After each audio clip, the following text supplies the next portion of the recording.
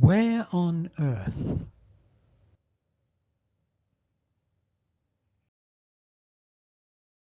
Here we have the Museum of Miniatures, straight across from the church. I did mention it before, didn't I? This is a place I want to go into. It houses scale models of Ukrainian castles, fortresses, from all over Ukraine, outdoors in a garden. The price is only 90 hryvnia, which is less than $3 US money, which means it's definitely less than €3, and certainly considerably less than £3 British. The only thing is, do I go in now or do I wait until maybe tomorrow? But as this is an outdoor model display, from what I gather, I don't think I really want to give it a miss and trust the weather to be fine tomorrow, just in case. And here's the confirmation of the price and the opening hours. Oh, the opening hours are fantastic.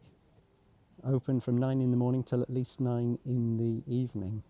An adult, 90 hryvnia. So time to splash the cash, as they say. Who needs a drone, eh? Ha!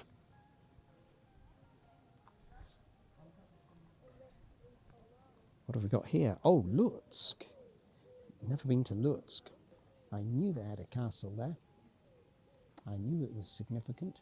Something's telling me maybe I ought to think about stopping over in Lutsk on the way out of Ukraine. Hands up who wants a garden which looks like this.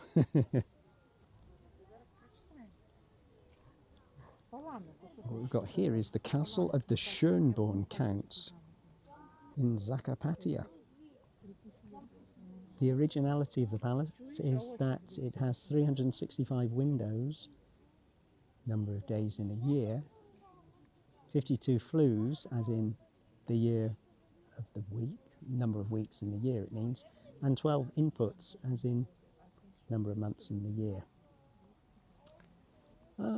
Okay, I have to say I did visit the castle ruins in Ujazd in southern Poland many moons ago. That one had 365 broken windows. Ujazd fell to the Swedish deluge when that swept over Poland, and the marauding Swedes just decided to lay waste, because that's what they did. They thought, work for the Mongols, that's what they're going to do as well. Anyway, I digress. Oh, I was trying to sneak up on a dragonfly, and I don't think it's going to work. There he is on the chain. Can you see him? Ooh. He's doing a dance for us, this dragonfly. Looks more like a fortified church, heavily fortified church, doesn't it? Rather than what you'd automatically think of as a castle. I'm sure a castle would have a private chapel, but the major significance of this seems to be to protect the church itself. It's the Ostro Castle. It was built in the early 14th century. During the 14th to 16th centuries, it was the family seat of the Ostrogski princes. Yes, the Ostrogski princes were the richest magnates of the Polish-Lithuanian Commonwealth, the Rivne region. So up towards Lutsk. The miniature shows what the castle looked like from the end of the 17th century to the beginning of the 18th century. The greatest of its heyday reached during the reign of Konstantin Ivanovich Ostrovsky. I'll give you a bit more of an overview of this place. This is kind of spooky with the real thing in the background. You've got the miniatures here, but off in the background is the big full-scale Kamyanets-Podilsky castle. Here's a big structure. Reminds me a bit of Spisky Podrada in Slovakia. It's the Planok Castle, or Mukachevo Castle, one of the most important historical, military and architectural landmarks of the 14th to 17th centuries in Zakarpattia. It was first mentioned in documents dated to the 11th century, the Zakarpattia region.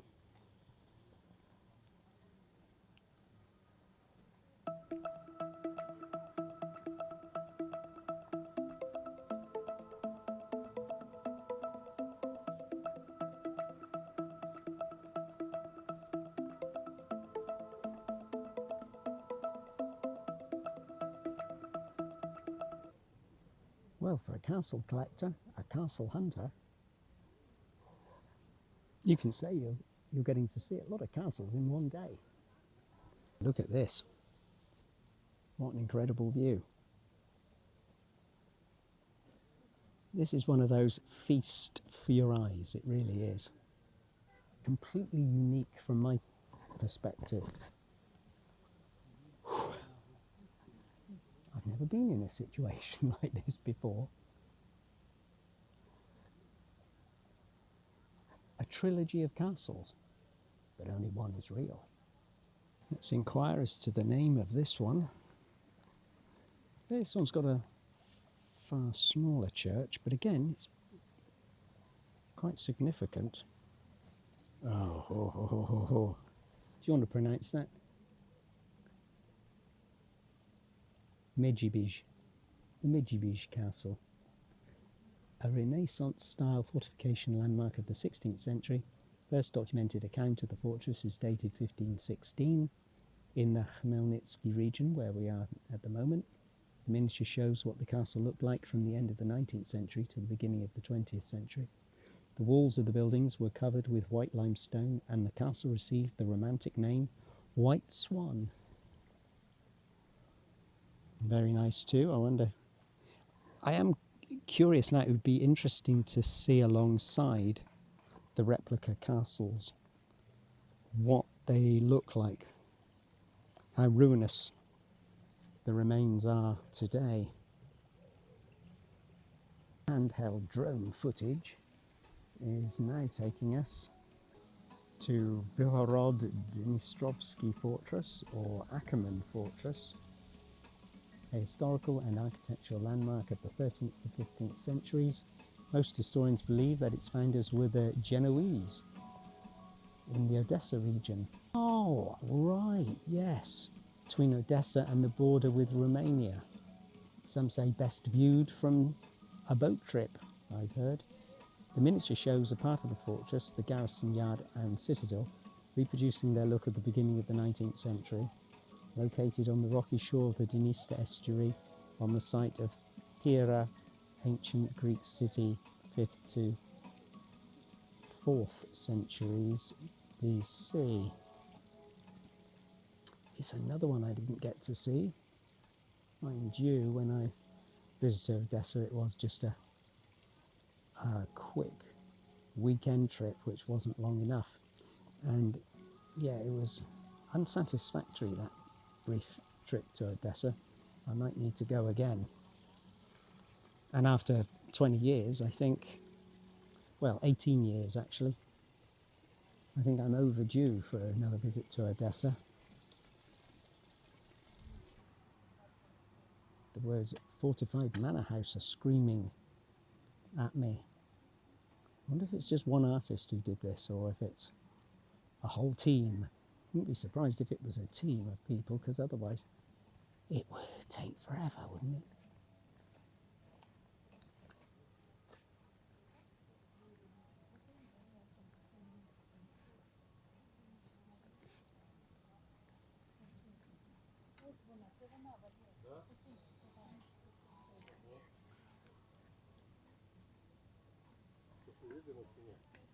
Zolochiv Castle.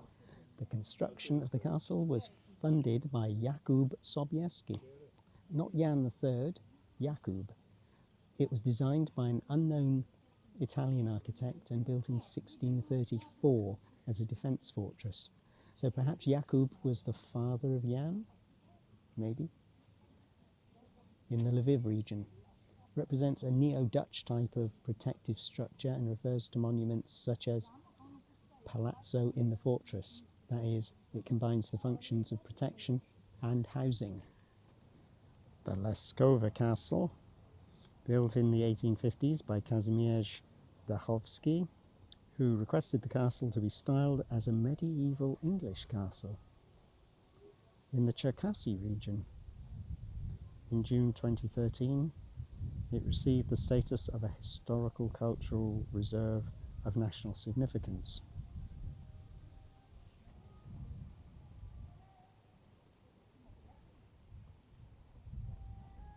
And I'm guessing it's probably a lot cheaper to go into than Warwick Castle.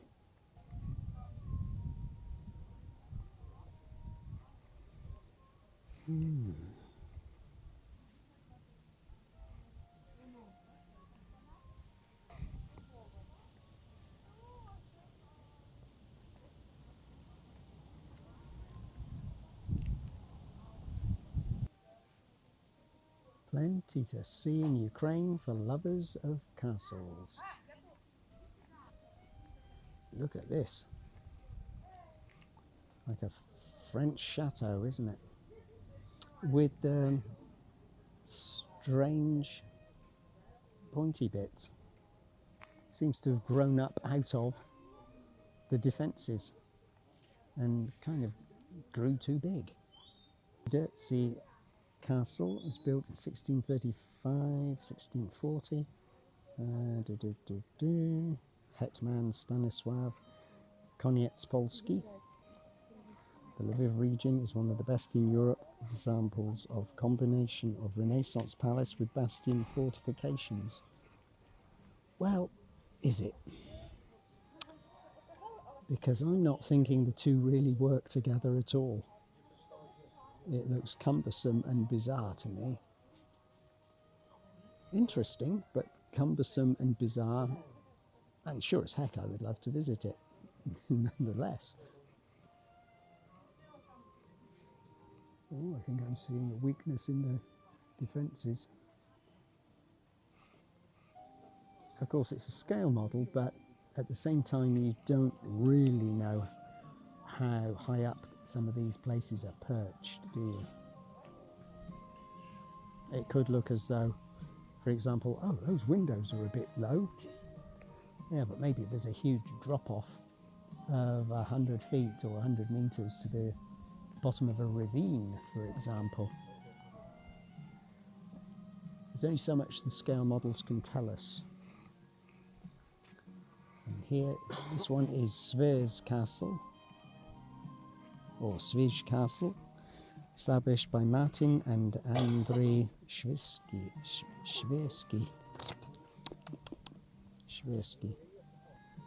The first documented account is dated 1484 in the Lviv region. In 1672, the walls of the fortress survived a many-day siege of the Tatar troops. Well, well, that's a slap in my face, isn't it? Obviously, this is very well protected. So I'm sure the Tatars were nothing if not persistent. Olesko Castle, one of the oldest castles in Ukraine, first mentioned in historical documents, dated 1327, probably built by one of the sons of Yuri I, Prince of Volhynia and Galicia, in the Lviv region again. And for one of the oldest castles, it doesn't look old, does it, if you get my meaning?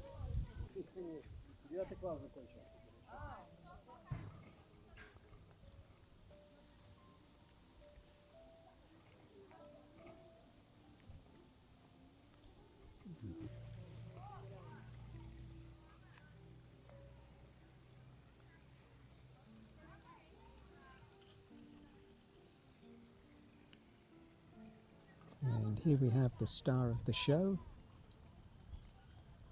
a model of the actual castle we can see in the town itself, the Kamyanets-Podilsky fortress. Might seem a little odd to have a model of Kamyanets-Podilsky fortress actually here in the town. Wouldn't it be fun to actually see a little wooden model of me.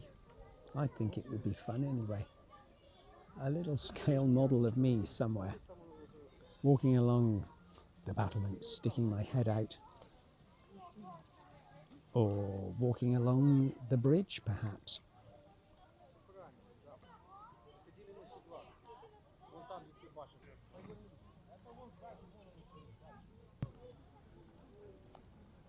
But again, these models are portraying these castles at certain points in history.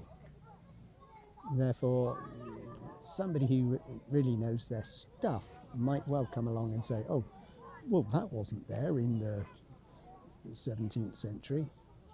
No, probably because the model is based on how it looked in the 18th century or perhaps the 16th century. A little dragonfly has landed. I can't step any closer or I'll get fined 1,000 hryvnia for stepping on the grass.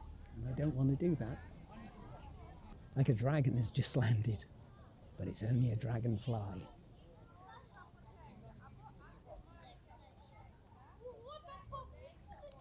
This looks to me like it's from somewhere down in Crim. I wouldn't be surprised. I think that there's definitely an exotic influence here, isn't there?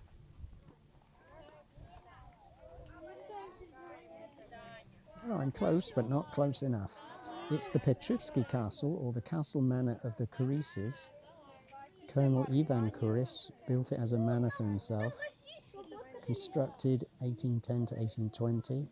Then the western part was built some 70 years later in the Odessa region. The palace is built of limestone. In its decoration, used Gothic elements and the style of Mauritania. Wow, I certainly wouldn't be able to pick that out, would you?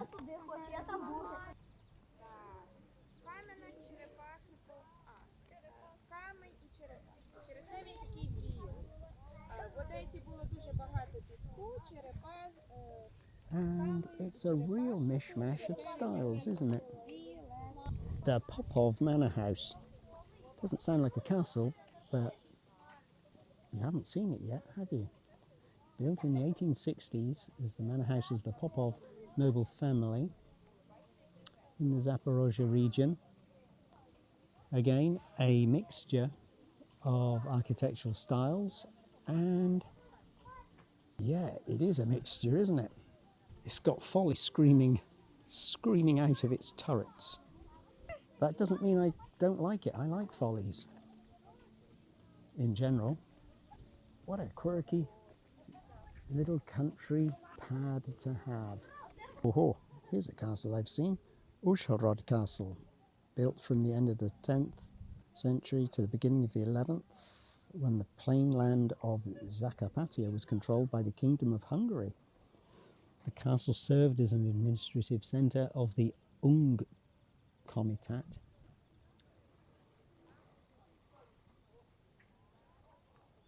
I did visit around about 2008, I think. I was exiting Ukraine through Uzhhorod and across the border with Slovakia to the city of Košice, I think. But that's, I'm sure, of no interest to you. Just testing my own memory. Got it somewhere in my electronic diary. And just to keep the big boys' toys dream alive, we've even got a little train and some train stations. They're spoiling us now, aren't they? Again, there's going to be a 1,000 hryvnia fine if you muck around and try and touch anything. So keep your paws off. This one's nice enough. Much plainer though, of course. Tatarev. Hutsal architecture. Ah, that sounds familiar.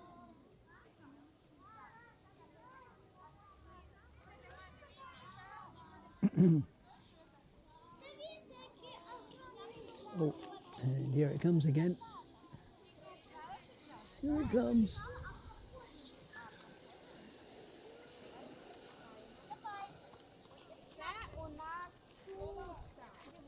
This is the one I'm interested in. Of course, everybody would be interested in this one, wouldn't they?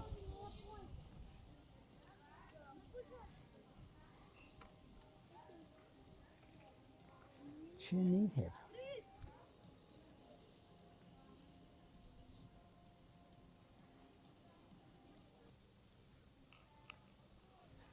Karpaty station.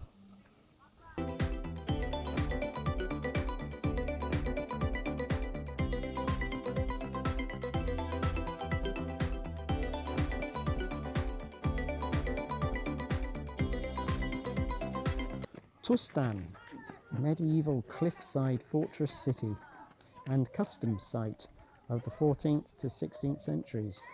An old Rus defence complex, Tustan's remains are located in the Ukrainian Carpathians, eastern Beskids. The Beskides, Polish. The western Beskides, I guess, are in Poland.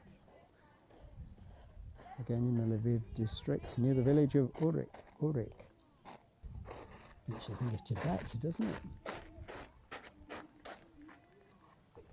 And here's something lovely again. The Hust Castle. It was built as a Hungarian royal fortress to protect the Salt Road from Solet Vino, including the Kust Gate and the border areas. Building began in 1090, was completed under King Bela III in 1191. Well, he certainly sounds Hungarian, doesn't he, Bela?